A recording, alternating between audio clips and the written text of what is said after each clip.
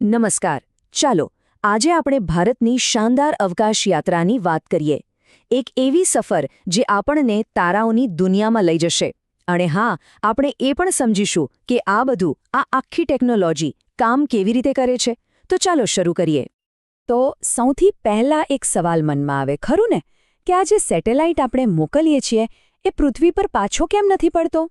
એ ત્યાં અવકાશમાં ટકી કઈ રીતે રહે છે? વેલ, આનો જવાબ ગુરુત્વાકર્ષણ અને સ્પીડના એકદમ નાજુક સંતુલનમાં છુપાયેલો છે. ચિંતા ન કરો, આજના આ વિશ્લેષણના અંત સુધીમાં આખું રહસ્ય સમજાઈ જશે. તો આપણી સફરનું પહેલું પગથિયું એ સમજવું કે અવકાશ શરૂ ક્યાંથી થાય છે. મતલબ, પૃથ્વી અને અવકાશ વચ્ચે કોઈ બોર્ડર છે ખરી? ચાલો આજે એ જ જાણીએ કે આપણી આ દુનિયા ક્યાં પૂરી થાય છે અને બ્રહ્માંડની વિશાળ દુનિયા ક્યાંથી શરૂ થાય છે. એકદમ સીધો સાધો સવાલ છે કે પૃથ્વીથી અવકાશ આખરે છે કેટલું દૂર? આપણે રોજ આકાશ તરફ જોઈએ છીએ, પણ એ ઉપર જવાની કોઈ ચોક્કસ લિમિટ છે? એવી કોઈ જગ્યા છે જ્યાં આપણું વાતાવરણ પૂરું થઈ જાય અને સાચું અવકાશ શરૂ થાય? ઠીક છે, તો આનો જવાબ છે કારમાન લાઇન. હવે આ કોઈ સાચે દોરેલી લાઇન નથી, પણ એક કાલ્પનિક સરહદ છે જેને આખી દુનિયા માને છે.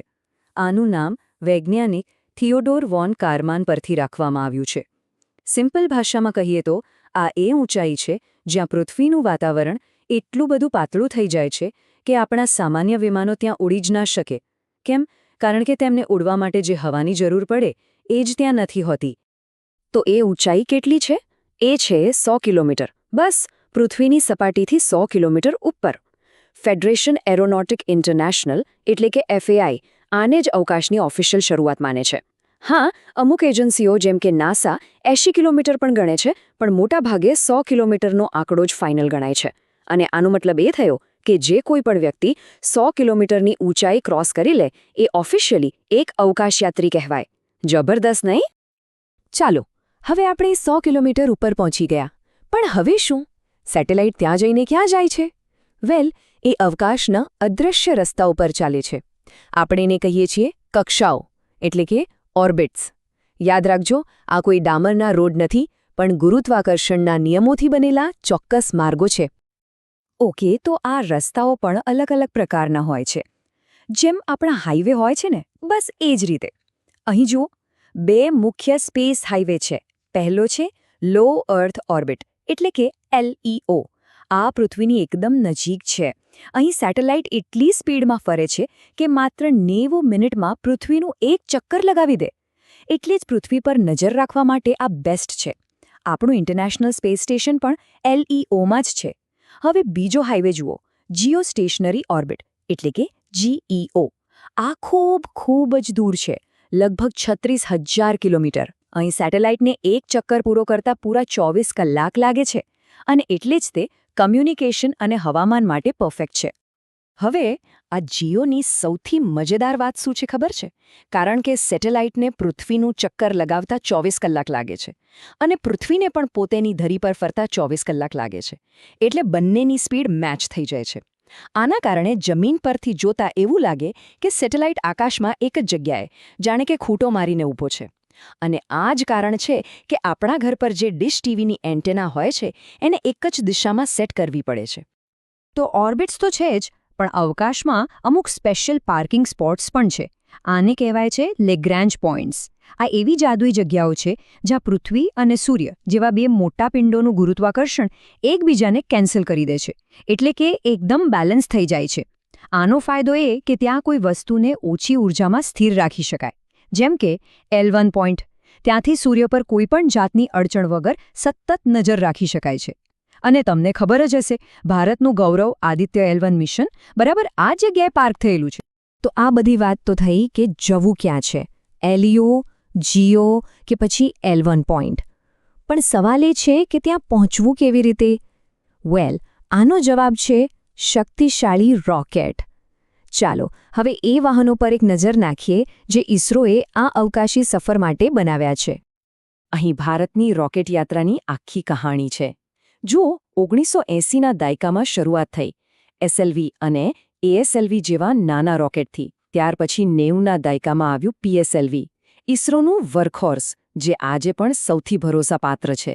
પછી આવ્યો ગેમ ચેન્જર GSLV, જેણે પહેલીવાર ક્રાયોજેનિક પાવરનો ઉપયોગ કર્યો, અને આજે આપણી પાસે છે બાહુબલી LVM-3, ભારતનું અત્યાર સુધીનું સૌથી ભારે અને સૌથી શક્તિશાળી રોકેટ. તો આ LVM-3 જેવું વિશાળ રોકેટ કામ કેવી રીતે કરે છે? એ સ્ટેપ બાય સ્ટેપ પ્રક્રિયા છે. સ્ટેપ 1, 2 વિશાળ S-200 સોલિડ બૂસ્ટર આ રોકેટને જમીન પરથી ઉપાડવા માટેનો જબરદસ્ત ધક્કો આપે છે.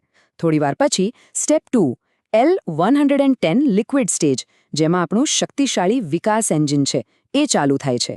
અને છેલ્લે અંતિમ ધક્કા માટે આવે છે સ્ટેપ 3, C-25 ક્રાયોજેનિક સ્ટેજ.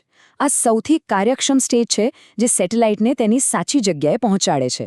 દરેક સ્ટેજ પોતાનું કામ પૂરું કરીને છૂટું પડી જાય છે, જેથી રોકેટ હલકું બને અને આગળ વધી શકે.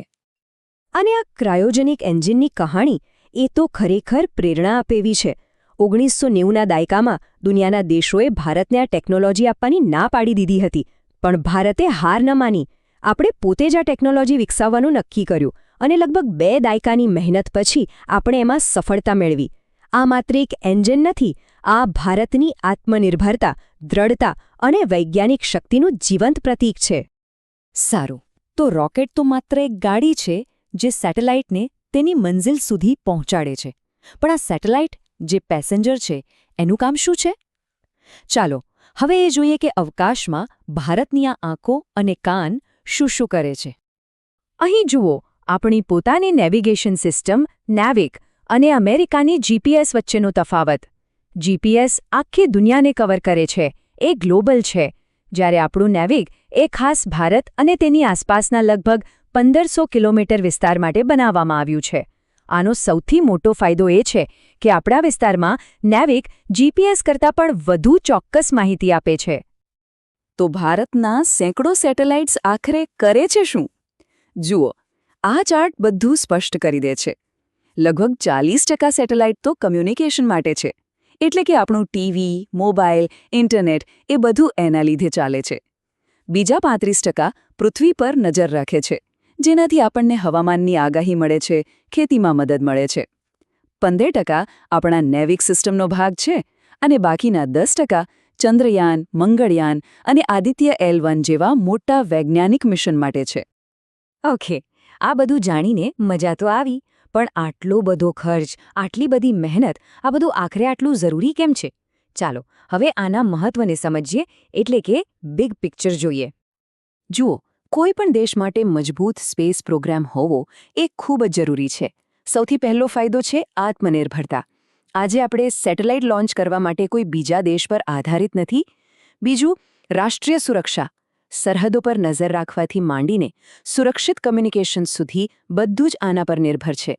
ત્રીજું, આર્થિક ફાયદો. આજે ભારત બીજા દેશોના સેટેલાઇટ લોન્ચ કરીને પૈસા કમાઈ રહ્યું છે. અને સૌથી અગત્યનું, સામાન્ય નાગરિકોને ફાયદો. વાવાઝોડાની ચેતવણી હોય કે માછીમારોને મદદ, આ બધું સ્પેસ ટેકનોલોજીને કારણે જ શક્ય છે. તો આજના આ વિશ્લેષણના અંતે એક સવાલ સાથે આપણે છૂટા પડીએ. ભારતનું નેક્સ્ટ બિગ મિશન શું હશે? શું એ ગગનયાન હશે, જેમાં ભારતીય અવકાશયાત્રીઓ અંતરિક્ષમાં જશે? કે પછી મંગળ કે શુક્ર પર કોઈ નવું સાહસ? ભવિષ્યમાં શું છે એ તો સમય જ બતાવશે, પણ એક વાત ચોક્કસ છે, ભારતની આ તારાઓ સુધીની સફર હજી તો બસ શરૂ જ થઈ છે.